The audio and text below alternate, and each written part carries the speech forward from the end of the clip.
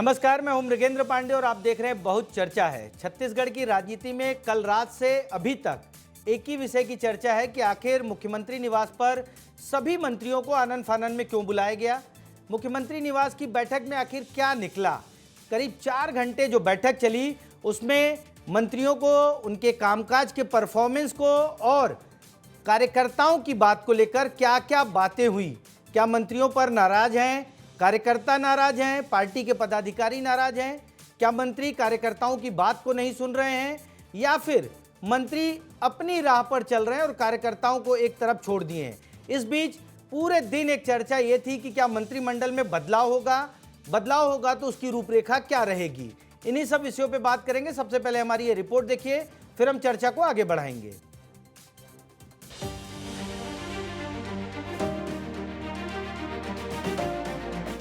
नहीं, कोई आपातकालीन बैठक नहीं था। 12 साल विश्वास के, 12 साल विकास के, 12 साल बेमिसाल ऐसा कार्यक्रम मना रहे हैं। उसमें कई तरह के कार्यक्रम का आयोजन है। उसमें सभी विधायक मंत्रियों को भी काम दिया गया है, तो उसकी एक समीक्षा थी। मैंने संगठनात्मक विषयों पर 12 वर्ष माननीय प्रधानमंत्री जी के हुए हैं, इस विषय को लेकर भी चर्चा है। उस पर बहुत सारे काम आए हैं। हर एक विधायक को अपने अपने क्षेत्र में 25 वरिष्ठ लोगों से मिलना है, प्रवास तय करने हैं। विधायकों के अलग प्रवास हैं, सांसदों के अलग प्रवास, संगठनात्मक प्रवास तय करने हैं। तो ये सारे ही विषयों पर चर्चा हुई, इन सारे विषयों पर बात। भारतीय जनता पार्टी की 2.5 साल की सरकार फेल हो चुकी है। आप कहीं बिजली का रेट बढ़ रहा है, कहीं किसानों को खातू नहीं मिल रहा है, कहीं स्कूलों में टीचर नहीं है, शराब की अवैध बिक्री लगातार हो रही है, शराब के माध्यम से पैसा भारतीय जनता पार्टी कमा रही है, अवैध माइनिंग के नाम से हत्याएं हो रही है, अपराधगढ़ ये प्रदेश बन गया, अपराधियों को संरक्षण देने का काम भारतीय जनता पार्टी कर रही है। मैं नहीं समझता सरकार भारतीय जनता पार्टी चला पा रही है। उनके अंदर बहुत मतभेद हैं और उसी मतभेद में ये समझ नहीं पा रहे करना क्या है। मंत्रिमंडल का विस्तार किया जाएगा, मंत्रिमंडल में बदलाव किया जाएगा। ये बातें सामने आने के बाद मंत्री लामबंद होकर मुख्यमंत्री में बदलाव की मांग कर रहे थे, जिसके कारण आनन फानन में मुख्यमंत्री निवास में मंत्रियों की बैठक बुलाई गई थी। डैमेज कंट्रोल की कोशिश की गई है। भारतीय जनता पार्टी में इस समय बहुत ज़्यादा अंतर्द्वंद चल रहा है। विधायक सरकार से नाराज हैं, मंत्री अपनी सरकार से नाराज हैं और यही अंतर्द्वंद के कारण कुल बैठक बुलाई गई है। माननीय मुख्यमंत्री जी का प्रिविलेज है, विशेषाधिकार है और बहुत अच्छी बात है कि संगठन के साथ मिलकर काम करने का और भविष्य के लिए जो रोड मैप बनाने के लिए बातचीत हुई, बहुत अच्छी बात है। वो अच्छी पहल हुई संगठन और माननीय मुख्यमंत्री जी की ओर से, और इसको सकारात्मक अर्थों में देखना जाना चाहिए। हर चीज में ढूंढना नहीं चाहिए। तो मुख्यमंत्री निवास की बैठक को लेकर अजय चंद्राकर कह रहे हैं कि इसे सकारात्मक देखना चाहिए, हर चीज़ में अर्थ नहीं निकालना चाहिए। आज हम इसी विषय पर चर्चा करेंगे। हमारे साथ भाजपा का पक्ष रखने के लिए प्रदेश प्रवक्ता विजय शंकर मिश्रा जी हैं, कांग्रेस का पक्ष रखने के लिए प्रदेश प्रवक्ता अजय गंगवानी जी हैं और हमारे पत्रकार साथी रवि मिरी हैं। आप तीनों का बहुत बहुत स्वागत है। चर्चा की शुरुआत में विजय जी आपसे करूँगा। क्या कल की बैठक विशुद्ध रूप से संगठनात्मक थी या फिर मंत्रियों के कामकाज को लेकर भी कुछ चर्चा हुई? क्या मंत्रियों के कामकाज से सरकार एकदम संतुष्ट है, संगठन एकदम संतुष्ट है? देखिए, हमारे एक संगठनात्मक ढांचे से हम लोग देखते हैं तो जो है हमारे भाजपा संगठन बहुत बड़ा संगठन है, जिसमें एक छोटा कार्यकर्ता भी संगठन का हिस्सा होता है और जो बूथ अध्यक्ष इसको कहते हैं वो भी हमारा एक हिस्सा है। संगठन मतलब संयुक्त रूप से होते हैं। उसी प्रकार जो माननीय मुख्यमंत्री हैं हमारे और हमारे मंत्रीगण, वो भी संगठन के ही हिस्से हैं। अब उनको दायित्व जो है मुख्यमंत्री और मंत्री का वहां पर दिया गया है और कहीं ना कहीं उनको संगठनात्मक कार्य भी करना होता है। और उसके अलावा जो है, चूंकि मंत्री का दायित्व है तो अभी उनको मंत्री का दायित्व अधिक निर्वहन करना है, तो उस वास्ते जो है कुछ मंत्री का दायित्व जैसा चल रहा है, अच्छा काम कर रहे हैं, पार्टी पूरी तरह उनके काम से संतुष्ट है, तो उसको लेके जो है एक जैसे संगठनात्मक हमारे जैसे 12 वर्षों का प्रधानमंत्री जी का कार्यक्रम आया है, उसी प्रकार जो है संगठन के अन्य कुछ कार्यक्रम आते हैं, तो उसको भी देखते हुए सरकार का काम भी देखते रहें और अच्छे से करते रहें। इसलिए एक औपचारिक बैठक थी, उसमें बैठ के एक चर्चा हो के, क्योंकि मुख्यमंत्री जी को और मंत्रियों के साथ बैठ के एक रणनीति के तहत कि चलो भाई आप सरकार भी का काम भी अच्छा देख रहे हैं, उसी प्रकार आप जो है संगठन के काम भी देख रहे हैं, तो एक चर्चा मात्र से थी और उसमें कुछ नहीं था। जबरदस्ती जो है एक कयास लगाया गया, एटमॉस्फेयर बनाया गया कि कुछ ये हो रहा वो हो रहा है। भाजपा की तरफ से कुछ नहीं था। ये कहीं ना कहीं जो विपक्षी पार्टी है वो एक कुछ ना कुछ ढूंढते रहती है, तो उनको बहुत लग रहा था कि कुछ बड़ा होगा, स्पेशल होगा। जब हमारे मंत्री और मुख्यमंत्री बहुत अच्छा कार्य कर रहे हैं और उनका हर जो दायित्व है, जो पार्टी ने उन्हें शासन चलाने का दायित्व दिया है, वो बहुत अच्छा चला रहे हैं, तो वो उसमें कोई दिक्कत तो है नहीं। बस कांग्रेस को ठीक थोड़ा है। कुछ माहौल बनाना था, तो कल उसी में वो चुटकी ले रहे थे, आज तक ले रहे हैं। कांग्रेस माहौल बना रही है। अजय गंगवानी जी, आप लोग क्यों माहौल बना रहे हैं भाई? विजय जी कह रहे हैं सब कुछ अच्छा चल रहा है और आप लोग माहौल बना दे रहे हैं। मृगेन जी देखिए, लगातार मेरे मित्र भाजपा के प्रवक्ता के बयान को देख लीजिए, अरुण साव जी के बयान को देख लीजिए, इनके नेताओं का लगातार ऐसा लग रहा है कि सच को छुपाने का दुष्प्रयास कर रहे हैं। क्या बिना आग लगे धुआं निकलता है क्या? मैं पूछना चाहता हूँ। अगर संगठन की सामान्य बैठक थी तो आधी रात को 9:30 से 1 बजे तक क्यों चलती है? अब शाम के समय, दोपहर के समय जो लगातार संगठन की बैठकें होती है उस समय क्यों नहीं की गई? बिना तैयारी के आनन फानन में अचानक सारे मंत्रियों को बुलाना, विधायकों को बुलाना, जो मीडिया के माध्यम से जानकारी आ रही है मेघन जी, वो लगातार स्पष्ट था कि सारे मंत्रियों से इस्तीफा मांगा गया, लेकिन सारे मंत्रियों ने इस्तीफा देने से साफ इनकार किया। वे सीधा स्पष्ट रूप से कहते रहे कि माननीय मुख्यमंत्री विष्णुदेव साय जी के 2.5 साल के कार्य की समीक्षा की जाए, मुखिया के रूप में पूरी तरह फ्लॉप है। उन्होंने स्पष्ट रूप से कहा कि इस्तीफा देना है तो मुख्यमंत्री दे। और लेकिन लगातार ये हम देख रहे हैं कि 2.5 साल में यहाँ की शायद सरकार पूरी तरह असहाय हो चुकी है। सारे मंत्री अपने भागों को चलाने में अक्षम है, जिसका हर्जाना लगातार यहाँ की जनता भुगत रही है। मैं तो पूछना चाहता हूँ, जब हम तो लगातार 15 दिन से चर्चा में ये विपक्ष आरोप लगाने का प्रयास कर रहे हैं, आपके चैनल की बात को लगातार हम देख रहे हैं कि 15 दिन से ये चर्चा है कि यहाँ के मंत्री, यहाँ के मुख्यमंत्री पूरी तरह असफल मंत्री है और इसका बदलने की तैयारी है। ये लगातार चर्चा में था। ठीक है अजय जी, आपके सीएम हाउस में अच्छे सोर्स हैं, लगता है सब चीज़ें आ गई। मैं रवि मेरी से पहली प्रतिक्रिया लूंगा कल की बैठक को लेकर, और आज जो पॉलिटिक्स चल रही है रवि, उसको आप कैसे देखते हैं? मृगेन जी, कल शाम से ही लगातार इस खबर को हम लोग चेस कर रहे थे कि कौन कौन मंत्री मुख्यमंत्री निवास जा रहे हैं और क्या क्या हलचल चल रही है और सोशल मीडिया में क्या चल रहा है, कांग्रेस क्या कह रही है, बीजेपी क्या कह रहा है, कौन कुछ नहीं कह रहा है। इन सभी चीज़ों को लगातार ध्यान दे रहे थे, तो एक चीज़ समझ में आई कि यह बैठक अचानक बुलाई गई है और अचानक बुलाने के पीछे का मकसद कुछ और रहा है। सिर्फ और सिर्फ चर्चा के लिए नहीं बुलाई गई थी। ये 2.5 साल सरकार को लगभग पूरे हो चुके हैं, तो सरकार समीक्षा करने के लिए बुलाई थी कि सरकार में कैसे कामकाज चल रहा है, विभाग के मंत्री क्या क्या काम कर रहे हैं, किसके काम में कुछ खामी है, किसके काम में सुधार की ज़रूरत है। इन सभी चीज़ों को ध्यान रखा गया है, क्योंकि इस बैठक में 2 बड़े नेता मौजूद थे जिनका नाम पवन साय और अजय जामवाल है। ये इन दोनों की मौजूदगी जहाँ पर हो जाती है, जिस बैठक में हो जाती है, आप मान लीजिए कि वो चुनाव के दृष्टिकोण से वो बहुत बड़ी बैठक मानी जाती है, क्योंकि यही दोनों नेता हैं। जब 2023 में चुनाव चल रहा था तो ये जा के हर संभाग में, हर जिले में बैठ के रणनीति बनाते थे, कार्यकर्ताओं को रिचार्ज करते थे, और उसके बाद चुनाव का रिजल्ट आपने देखा ही कि 2023 में कैसे बड़ी सफलता बीजेपी को मिली। तो इस बैठक को सिर्फ और सिर्फ मंत्रियों को लेकर जो चर्चा हो रही है उसी से नहीं जोड़ा जा सकता, इसको मिशन 2028 से भी जोड़ा जा सकता है। सही बात है। ये जो बैठक है, क्योंकि अजय जामवाल और पवन साय का होना, विजय जी नहीं लगता कि सिर्फ जो है कयास लगाई जा रही है? 2028 को लेकर मंत्रियों के परफॉर्मेंस पे भी बात हुई कि कौन बेहतर कर रहा है, किसको काम सुधारने की जरूरत है। क्या सिर्फ अच्छा ही अच्छा हुआ, या किसी को फटकार भी लगाई गई कि भाई आप अपना काम सुधारिए? हमारे पास तो जानकारी है उसमें जिलाध्यक्षों से भी रिपोर्ट लेकर मंत्रियों से तलब किया गया है। विजय जी,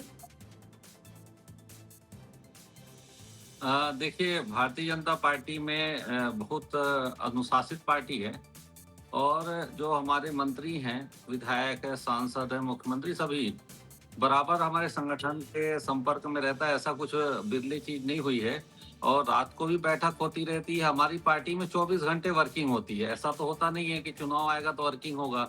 हम जिस दिन चुनाव जीतते हैं उस दिन से जनता के बीच में काम करना है, ये तय कर लेते हैं और जनता के लिए काम करते रहते हैं। तो ऐसा ही भारतीय जनता पार्टी में नहीं होता कि अभी रात को भी हम काम करते हैं तो रात को बैठक हो रही है तो कोई स्पेशल चीज हो रही है, ऐसा भी बिल्कुल नहीं है। लोगों को लगता है, क्योंकि वो भारतीय जनता पार्टी के बारे में जानते नहीं है, आप भारतीय जनता पार्टी के कार्यालय में आएंगे तो दिन भर हम जनता में जो अच्छे विषय लाने हैं या चर्चा करनी है उसमें मंत्री लोग भी कई बार, क्योंकि मुख्य तो उनका कार्यालय भारतीय जनता पार्टी है, वहीं के तो वो संगठन के सदस्य हैं, तो मंत्री बने हुए हैं, तो बराबर संपर्क में रहता है। कुछ स्पेशल जैसा नहीं था, एक रूटीन कार्य था और रूटीन कार्यों में एक बैठक होती रहती थी और विजय जी आप मानेंगे नहीं कि स्पेशल, विजय जी आप मानेंगे नहीं कि कुछ स्पेशल था, लेकिन स्पेशल तो था। अजय जामवाल और पवन साय का होना अपने में स्पेशल हो जाता है, क्योंकि ये लोग आगे की रणनीति, जो आप भी कह रहे हैं कि बीजेपी आगे की रणनीति पर काम करते रहती है, तो जो 2028-29 में चुनाव होने हैं, क्या उसको देखते हुए मंत्रियों के कामकाज को नहीं देखा गया? अजय गंगवानी जी, क्या लगता है इतनी सामान्य बैठक थी? जी मृगेश जी, स्पष्ट रूप से मेरे मित्र चैनल पे इस बात को स्वीकार नहीं कर रहे हैं। बैठक के बाद जो खबरें निकल के आ रही है इस बात का स्पष्ट प्रमाण है कि भाजपा की सरकार आपसी अंतर्कलह से जूझ रही है। ये सरकार अपने ही लोगों, अपने ही कार्यकर्ताओं का विश्वास खो चुकी है। सत्ता का संघर्ष खुलकर सामने आ चुका है। भाजपा में आपसी खींचतान चरम पे है। पिछले 15 दिनों से लगातार ये चर्चा थी कि पूरा मंत्रिमंडल सहित सबका इस्तीफा लेके गुजरात की तर्ज पे परिवर्तन की तैयारी है। अजय जामवाल, पवन कुमार साय की मौजूदगी इस बात का सबसे बड़ा प्रमाण था। 2.5 साल में लगातार सारे मंत्री फ्लॉप शो साबित हो रहे हैं। पहले भी हमने देखा मृगेश जी कि स्वास्थ्य मंत्री श्याम बिहारी जायसवाल जी को, महिला बाल विकास मंत्री को दिल्ली बुला के उनके कार्यप्रणाली के लिए फटकार लगाई गई, उनमें परिवर्तन की बात की गई। अभी भी जो मीडिया से जानकारी मिल रही है, सरगुजा समाज के 2 मंत्री और इनके उप मुख्यमंत्री के कार्यों पर लगातार आपत्ति दर्ज की गई।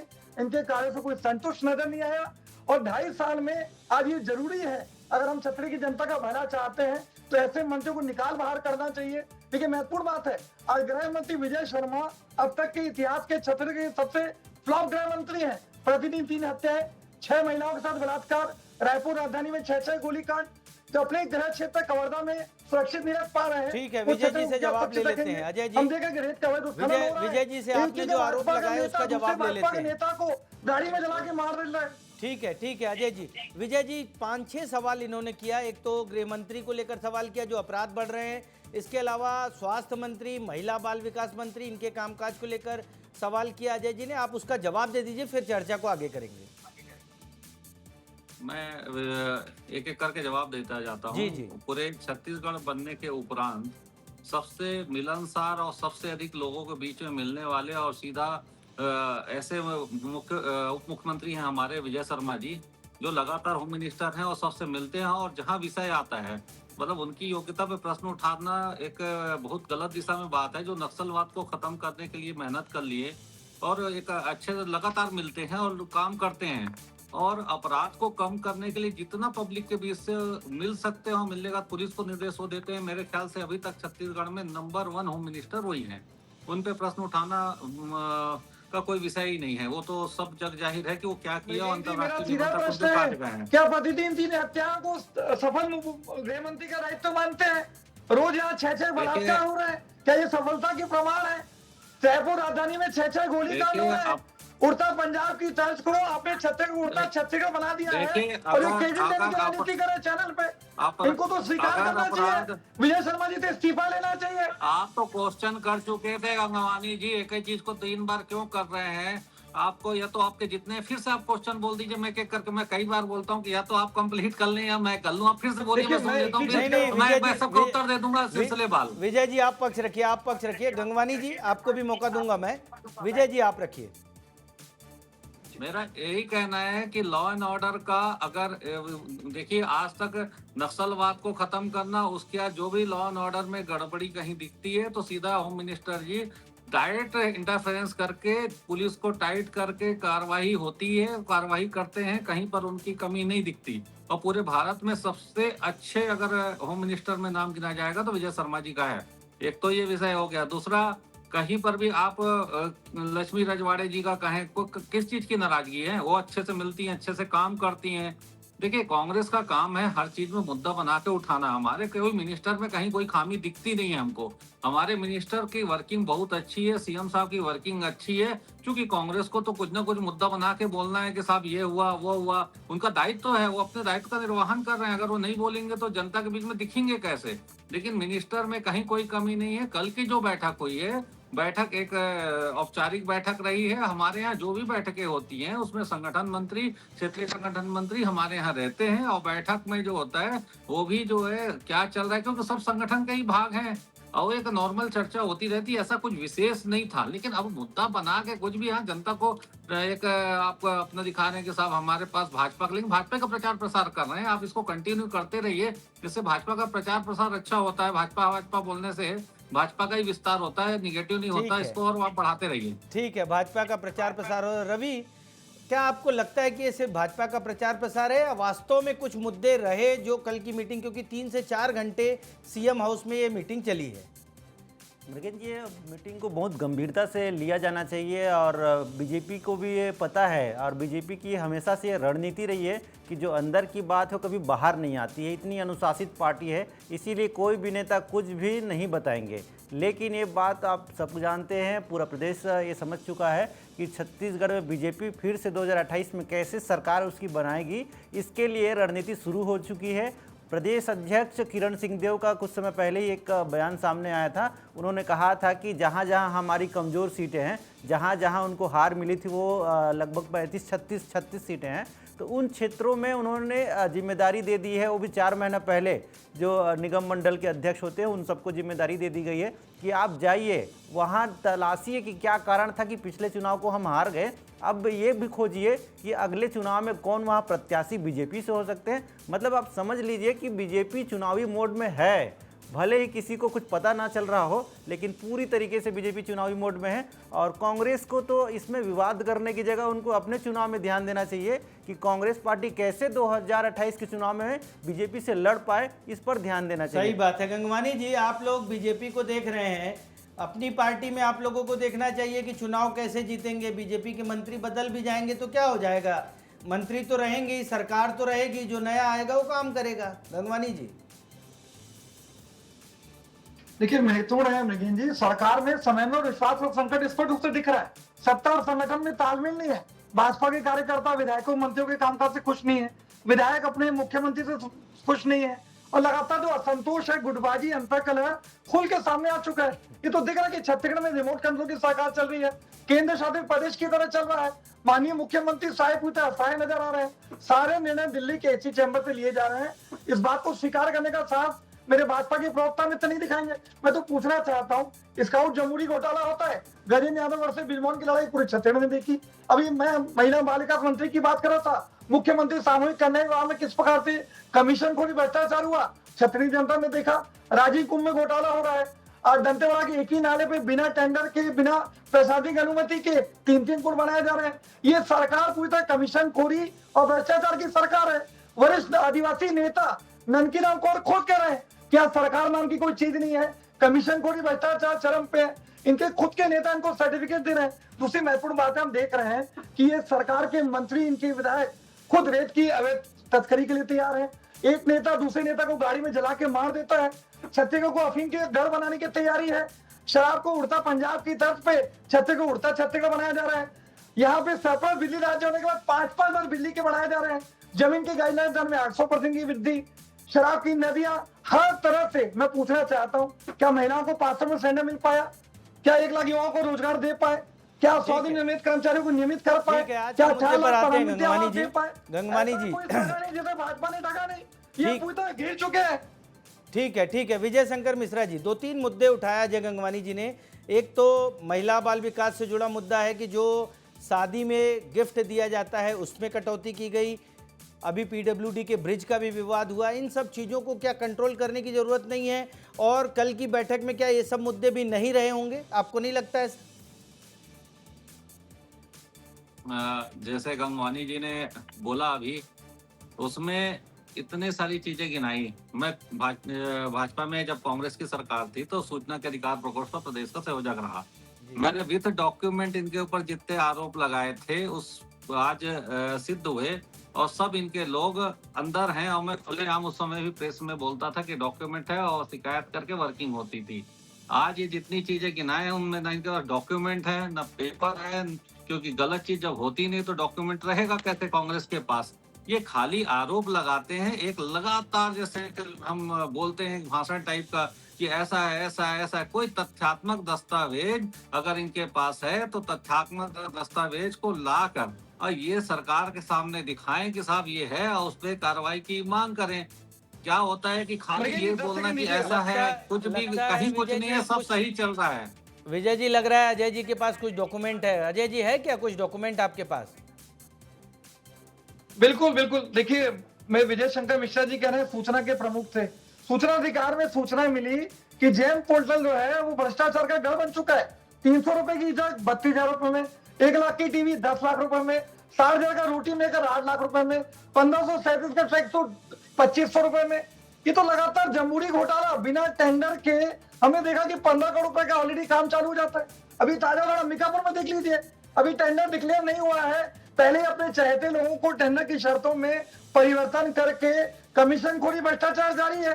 मैं पूछना चाहता हूँ, ये गौ तस्करी, शराब की अवैध तस्करी, रेत का अवैध उत्खनन, जीएसटी के छापे, जमीन की गाइडलाइन दर में कमी, ठीक है, आज के मुद्दे पर आते हैं। तो ये तो हर वर्ग को लगातार ठगने का काम कर रहा है। ठीक है, आज के मुद्दे पर आते हैं। आज का मुद्दा यही है कि बीजेपी के नेताओं की, मंत्रियों की जो बैठक हुई सीएम हाउस में, फाइनल कमेंट लूंगा रवि आपसे।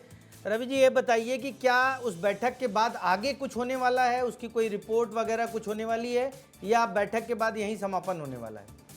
मृगेन जी, आपको याद है सुशासन तिहार छत्तीसगढ़ में चलाया गया। पूरे प्रदेश भर में नेताओं ने, अधिकारियों ने, मुख्यमंत्री जी ने खुद दौरा किया और इन सभी जगहों से ऑनलाइन सब मिला के 6 लाख से ज़्यादा शिकायतें हुई थी। 6 लाख से ज़्यादा लोगों ने अपनी अपनी शिकायतें की थी और किस किस विभागों को लेकर जो शिकायतें की गई थी उस पर ध्यान देना बहुत ज़रूरी है, क्योंकि उन शिकायतों के आधार को भी इस बैठक में शामिल किया गया था कि देखिए आपके विभाग में सबसे ज़्यादा 1.5 लाख शिकायत। सही बात है, बड़ी बात है विजय जी।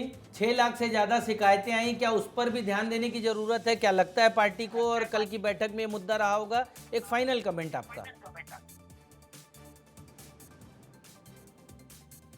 मेरा कमेंट चाहिए आपको इसमें? जी, आप ही का एक फाइनल कमेंट। 6 लाख से ज्यादा शिकायतें आई हैं।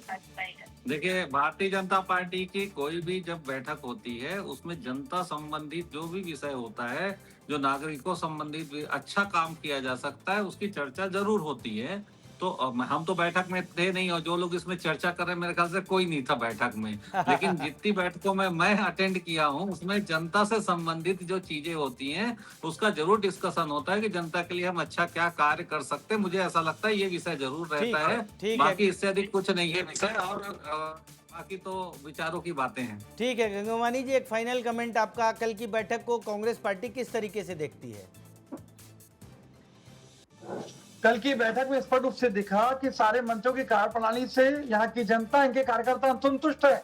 ये इनके मंत्री अपने प्रभार जिले में जाने के लिए तैयार नहीं है। ये मोदी के 12 साल की बात कर रहे हैं कि किस मुंह से जाएंगे। आज जो लगातार मोदी गारंटी के नाम पे देश की जनता को ठगा गया, ये लगातार जनता के बीच जाने से भाग रहे हैं। महत्वपूर्ण बात है, सुशासन तिहार का दावा किया गया, 37 लाख इतने आवेदन मिले, इतनी शिकायतें मिली, जो इस बात का प्रमाण है कि 2.5 साल में चाहे महिला हो, किसान हो, युवा हो, आदिवासी हो, हर लोग अपने आप को ठगा महसूस कर रहा है। और सुशासन तिहार के नाम पे ये शिकायत लेने के बाद संबंधित विभाग में ट्रांसफर कर देते हैं। ये अपने इसकी इतिश्री कर देंगे। ठीक है, कुल मिलाकर सुशासन तिहार की जो शिकायतें आई हैं उन शिकायतों पर भी सरकार का फोकस है। कल की बैठक में उस पर भी विस्तार से चर्चा हुई। इसके साथ ही मंत्रियों के कामकाज की भी समीक्षा की गई, किसे और बेहतर करना है उसका सुझाव भी दिया गया। आज की चर्चा में आप सभी लोग शामिल हैं, उसके लिए बहुत बहुत धन्यवाद। नमस्कार।